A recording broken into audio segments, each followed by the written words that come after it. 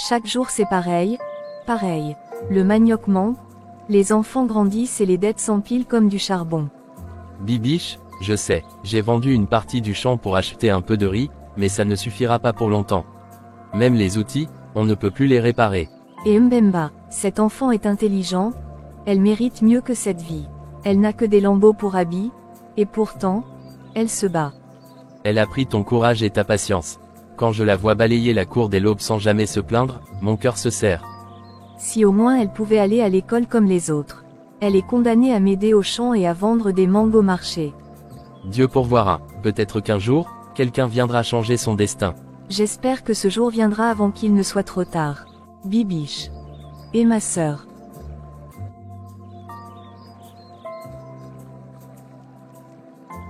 Ma sœur. Ah. Bibiche. Toujours fidèle à ce pilon 1. Tu sais que je suis venue spécialement pour vous. Ma sœur, tu es arrivée sans prévenir comment on vit ici. C'est pas facile. Justement, j'ai une idée. Donne-moi Mbemba, je l'emmène avec moi à Kinshasa. Elle pourra aller à l'école, vivre une autre vie. Cette pauvreté n'est pas pour elle. Tu crois vraiment que c'est une bonne chose? Vous me connaissez, je suis sa tante. Elle vivra comme mes propres filles. Tu verras, Bibiche, ta fille va devenir une grande dame. Mbemba, viens ici, Tanti veut changer ta vie.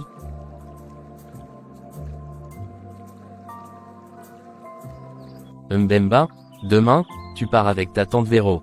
Ce ne sera pas facile. Oui, papa. J'ai un peu peur, mais je ferai tout pour ne pas vous décevoir. Ma fille, écoute bien les paroles de ton père. Là-bas à Kinshasa, les gens ont une autre manière de vivre. Tu devras t'adapter, tu devras observer plus que parler. Toujours garder le respect pour ta tante, même si elle se fâche, même si ce n'est pas juste. D'accord, papa. Tu es notre fierté, ce que tu portes en toi, c'est plus précieux que l'or. Ne laisse jamais la ville t'éloigner de qui tu es. Tu es la fille de Bibiche et de Dieudonné. Tu es né dans la poussière, mais tu n'es pas poussière. Je n'oublierai jamais. Même si je vais loin, je resterai toujours votre petite Mbemba. C'est beau. Normal, c'est chez moi ici, pas comme vos cases là-bas. Bon, entre. Pose tes chaussures là. Tu ne vas pas salir mon carrelage avec la poussière du village. Voilà donc la fameuse cousine, t'as vu comment elle est habillée? On dirait qu'elle sort d'une autre époque. Elle va apprendre ici.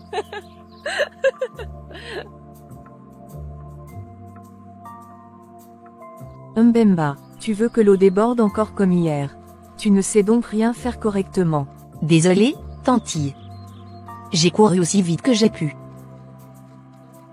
Ne réponds pas, LCI. On ne se cache pas derrière les désolés. Tu crois que c'est ta maman qui va venir laver tes erreurs. LCI, c'est Kinshasa, pas ton petit village. Tu sais qu'elle pue la fumée. On dirait un poisson brûlé. Ne t'approche pas trop de mes affaires, Mbemba. 1. Je ne veux pas qu'elle sente la case. Ce n'est que le début. Papa m'a dit d'être forte. Je vais tenir. Mademoiselle, une bouteille de sucré et du foufou poisson. Lève-toi là, faites vite. Tu crois que c'est pour faire la sieste que je t'ai amené en ville. Serre le client, et ne te trompe pas comme hier. Et, tu m'as mouillé. Je suis désolé monsieur. Mbemba, petite bonne ingrate. Désolé Tanti, je l'ai fait par erreur.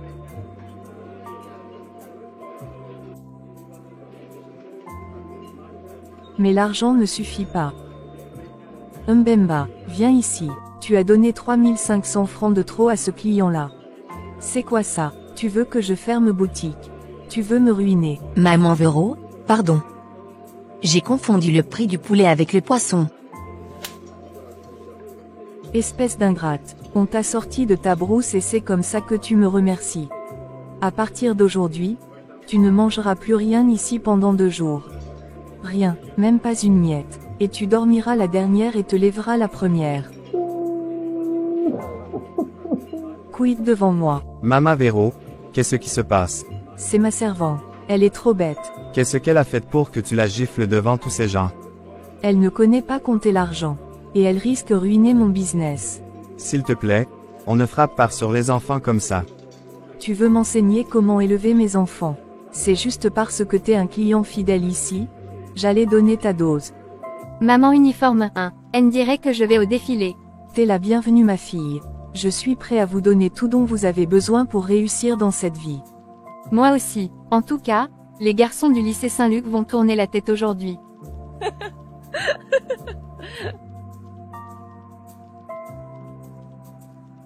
Et Mbemba, tu sais que dans cette ville, premier ballet ne donne pas de diplôme 1.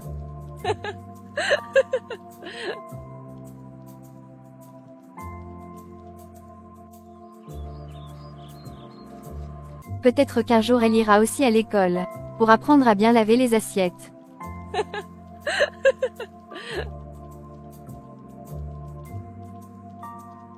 Moi aussi. Un jour j'apprendrai à lire tous ces mots. Un jour, je mettrai un uniforme, même si c'est dans mes rêves. Seigneur, j'ai tout fait pour bien compter l'argent. Je voulais pas faire d'erreur. Si je touche à ça, elle va dire que j'ai volé. Même les miettes, c'est dangereux ici. Papa. Maman. Pourquoi vous m'avez laissé partir? J'ai froid.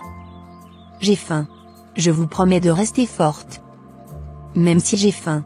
Même si personne ne m'aime ici. Je ne vais pas oublier d'où je viens. C'est quoi ça? Tu veux qu'on me vole ou quoi? Apprends à compter. Désolé monsieur. Encore toi. T'es venu ici pour me ruiner quoi? Devant les clients en plus. Viens ici. Madame, ce n'est pas ainsi qu'on corrige une erreur. C'est une enfant. Elle, une enfant, c'est une ingrate, une bouche que j'ai ramassée dans un village de poussière. Qu'elle aille mendier si elle veut du respect. Laissez, madame, voici pour votre repas.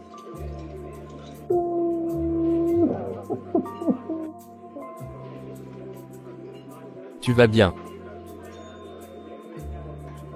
Je m'appelle Junior, si un jour tu veux juste parler.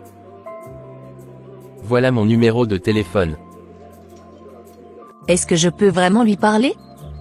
Et s'il dit tout attentivement? Je vais essayer. Allô? C'est la fille du restaurant. Celle que vous avez aidée. Mbemba, c'est ton nom, n'est-ce pas? Oui monsieur. Merci de m'appeler, j'étais inquiet pour toi. Tu vas bien, tu veux parler un peu. Je ne te forcerai pas. Je voulais juste dire merci. Et désolé. Pour ce jour-là. Pour le scandale. Je n'ai pas voulu. Ne t'excuse pas, tu n'as rien fait de mal. C'est ta tante qui a abusé de toi. Tu ne mérites pas ça. Je travaille tout le temps. Je me lève avant tout le monde. Je dors après tout le monde. Je mange les restes quand il en reste. Et je n'ai pas le droit d'aller à l'école. Je suis fatiguée. Tu es forte, Mbemba. Trop forte pour vivre dans l'ombre comme ça. Tu mérites mieux, je veux t'aider, mais je ne veux pas te forcer la main. Tu peux m'appeler quand tu veux, même juste pour parler. Merci. Junior. C'est la première fois que quelqu'un m'écoute. Il m'a dit de ne pas perdre espoir. Que je mérite une autre vie. Ma mademoiselle, viens me servir. Ok monsieur.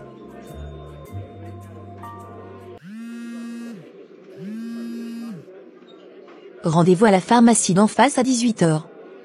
Juste 10 minutes. Je dois vite faire mon travail.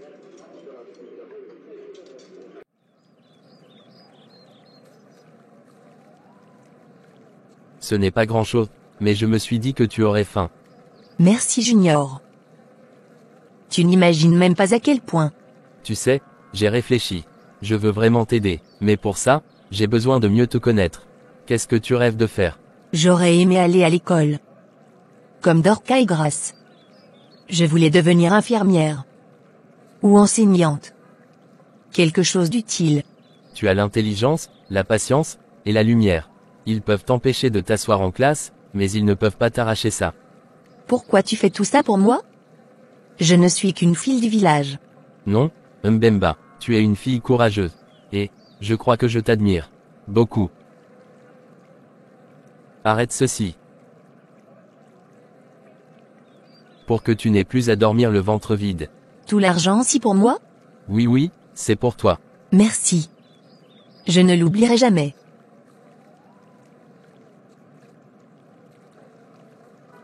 Merci d'être venu. Je croyais que tu étais occupé aujourd'hui.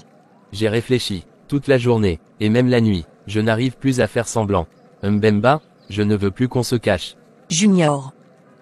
Tante Vero ne doit pas savoir. Elle va me chasser. Elle va me dire que je suis une voleuse d'hommes, que je suis une villageoise sans honte.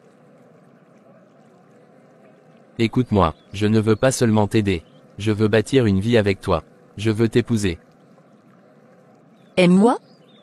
Tu veux? Oui, toi, je vois ta lumière, même quand tout le monde l'éteint autour de toi. Et je ne laisserai plus personne t'éteindre. Tu dois en parler à ma tante. Si tu veux faire les choses bien, tu dois aller la voir. Je suis prêt, je vais lui parler. Elle va exploser. Peut-être, mais j'aurais dit ce que j'avais à dire. Et après, je reviendrai avec mes parents. Pour toi. Mbemba, rassure-toi que tu laves les tenues de tes cousines avant de manger. Entrez s'il vous plaît, la porte n'est pas fermée. Ah Junior, le fameux client fidèle de mon petit restaurant.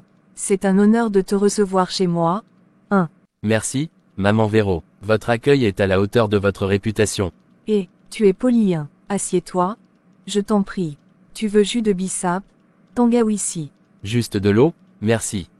J'aimerais te présenter à mes filles, mes princesses. Voilà Junior, un homme sérieux, instruit, bien mis. Tu vois, Dieu nous fait grâce. Nos filles grandissent. On attend les prétendants maintenant. Justement, je ne suis pas venu au hasard. Je suis venu pour vous parler d'une chose importante, d'une personne qui a touché mon cœur. Je savais, mon cœur ne ment jamais. Tu as vu une fleur dans mon jardin, n'est-ce pas? Oui, une fleur discrète, silencieuse, mais précieuse. Et, grâce, Dorcas Junior, dis-moi seulement, laquelle de mes filles a volé ton cœur? Ce n'est ni Grâce, ni Dorcas. Alors qui? Mbemba. Pardon, tu as dit, Mbemba, ma bonne, la fille de la sorcière de mon village. La fille de votre sœur, madame. Une fille courageuse, qui souffre en silence ici sous votre toit. Je veux réparer ce que vous lui avez fait subir. Et je veux l'honorer. Alors comme ça, tu veux séduire les hommes riches pendant que moi je te donne à manger et un toit sur la tête. Toi, la fille de sorcier. Je n'ai rien fait de mal, tantille. Il est venu, c'est lui qui a voulu me parler. Tais-toi. Espèce d'ingrate, tu veux me salir, tu crois que tu peux voler la chance de mes propres filles.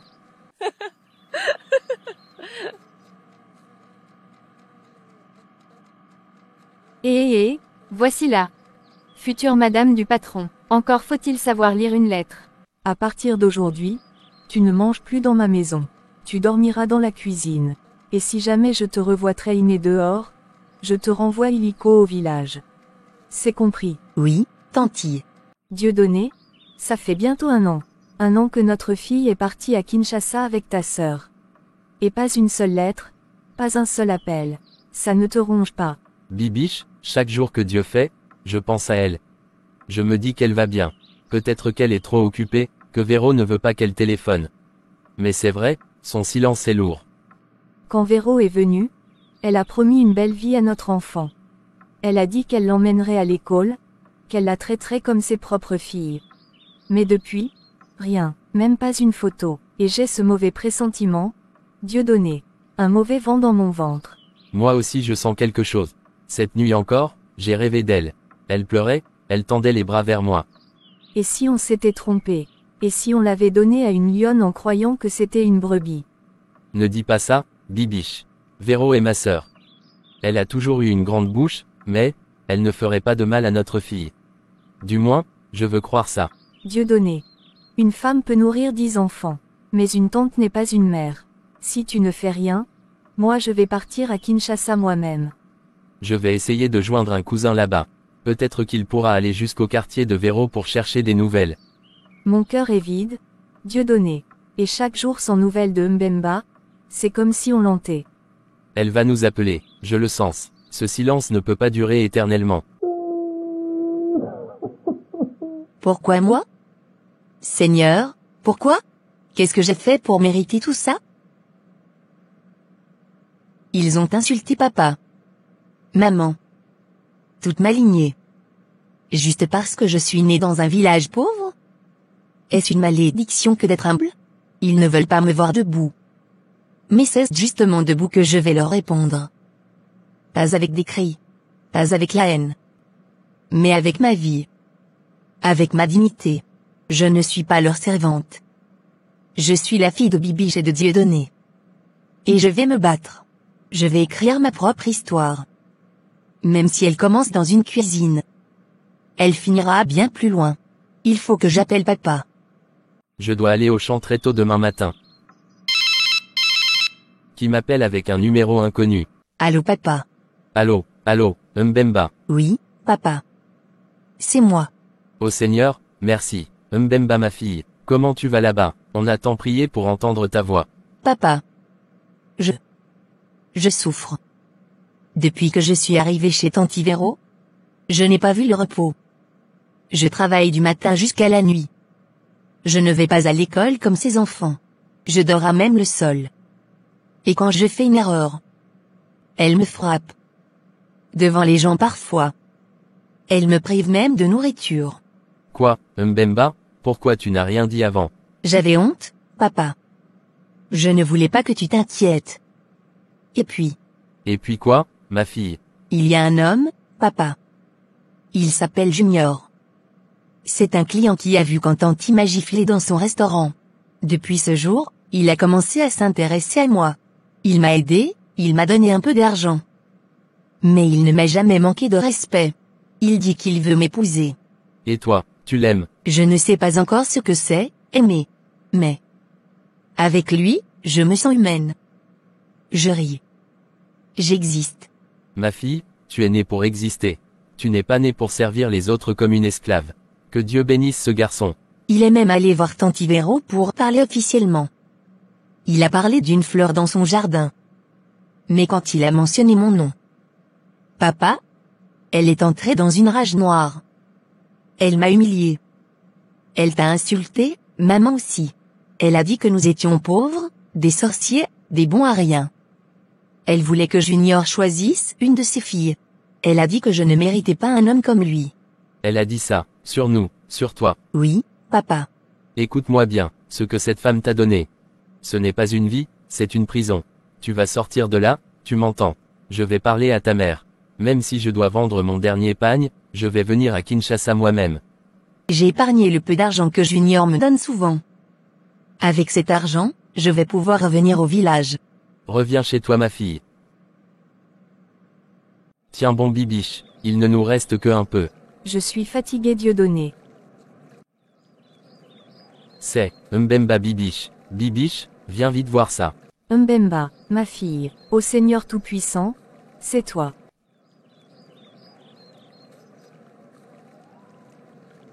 Pardon papa, pardon maman, je voulais venir depuis longtemps. Mais je n'avais pas le droit, je n'avais pas la force. Tu n'as rien à te faire pardonner. Ce n'est pas toi la fautive. C'est nous, on t'a confié à un monstre. Vous êtes la bienvenue, venez à la maison. Bienvenue chez moi, c'est ici que j'ai grandi. Merci Mbemba. Et lui? C'est qui? C'est Junior, c'est grâce à lui que je suis encore debout aujourd'hui. M'a protégé. Bonjour papa Dieudonné, bonjour maman Bibiche. Je suis venu avec elle, parce qu'elle mérite d'être là, dans l'amour, dans la dignité. J'ai vu en elle une force, une beauté que personne là-bas ne voulait reconnaître. Je suis venu vous dire que, je veux l'épouser. Tu es un homme de parole ou un homme de passage. Je suis un homme d'avenir. Et je veux construire cet avenir avec elle. Pas en secret, pas dans la honte, mais sous vos bénédictions. Mbemba, ma fille, tu as souffert en silence. Mais aujourd'hui tu reviens, et tu ramènes avec toi un avenir. À Dieu toute la gloire. Salut, j'espère que vous avez aimé cette histoire. Abonnez-vous et likez notre page pour plus d'histoires intéressantes. À la prochaine.